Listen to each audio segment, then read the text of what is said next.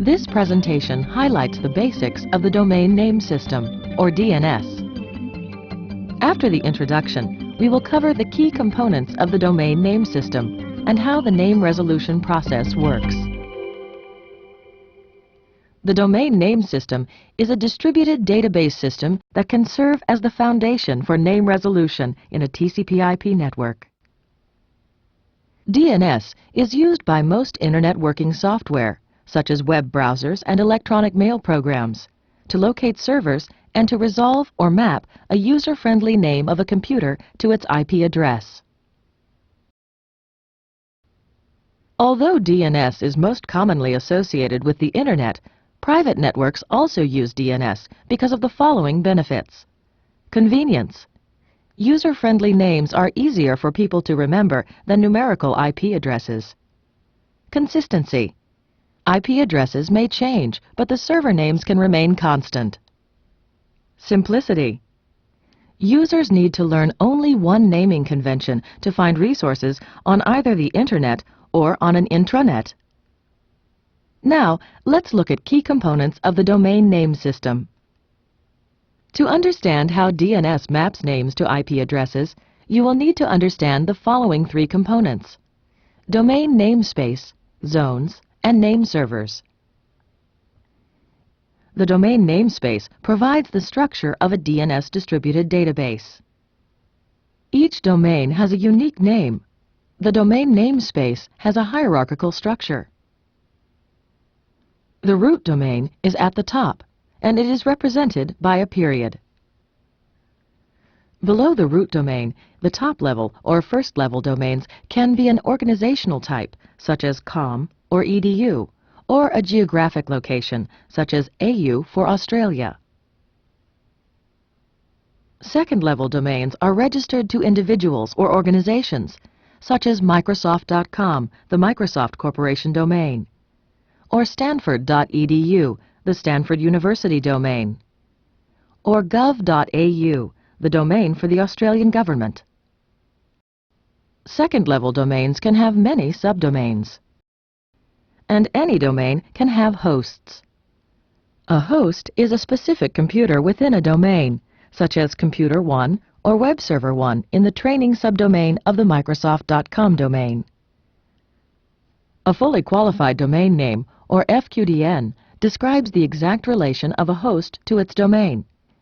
DNS uses the FQDN to map a hostname to an IP address.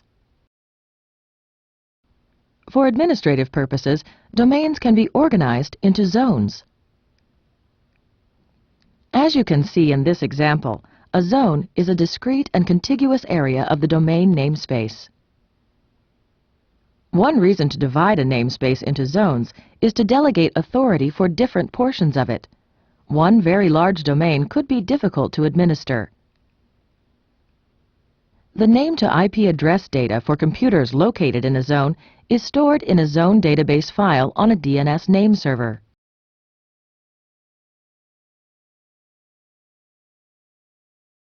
One name server holds the primary zone database file for a zone. That name server is said to have authority for making changes to the zone file. A copy of the zone file may be stored on other servers to balance network load. These copies are referred to as secondary zone database files. The secondary zone database files are updated regularly from the primary zone database file by a process called zone transfer. Therefore, either server can answer name resolution queries for that zone.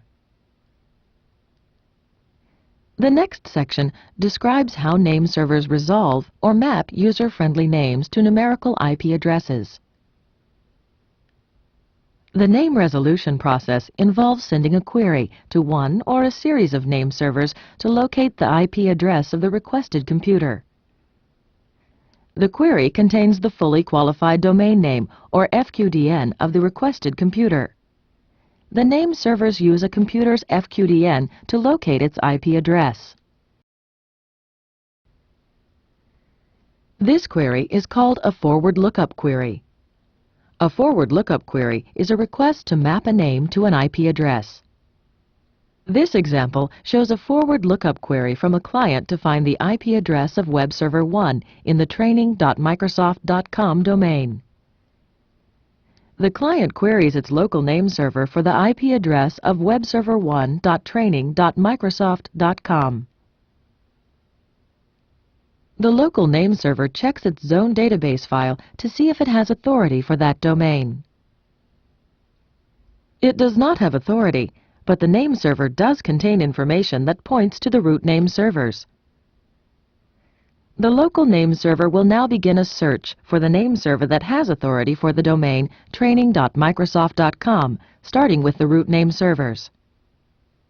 So, the local name server sends a query to a root name server. The root name server contains IP addresses of the name servers for the top-level domain, com. The root name server sends those IP addresses back to the local name server, which then queries a com name server. The com name server receives the query and responds with a referral to the Microsoft.com name servers.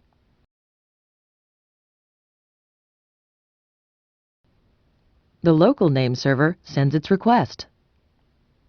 The Microsoft.com name servers have the zone database files that contain the name-to-IP address mapping information for Web Server 1. The Microsoft.com name server passes the requested IP address to the local name server. The local name server passes the IP address for webserver1.training.microsoft.com to the client. Then the client establishes a TCP/IP connection with Web Server 1, and data can be transmitted. As you have seen, a local name server may send out numerous queries to finally resolve a fully qualified domain name to an IP address. DNS, or the Domain Name System, is an integral part of client-server communications in TCP/IP networks. The domain namespace may be divided into zones for administrative purposes. Name servers for each zone store either the primary zone database file or the secondary zone database files that contain the name-to-IP address data for that zone.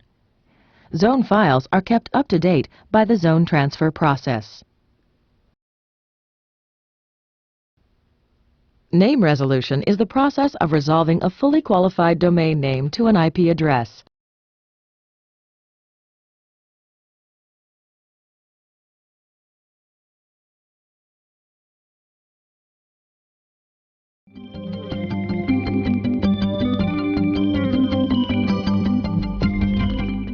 DNS is a distributed database with a hierarchical structure that can serve as the foundation for name resolution in a TCP/IP network.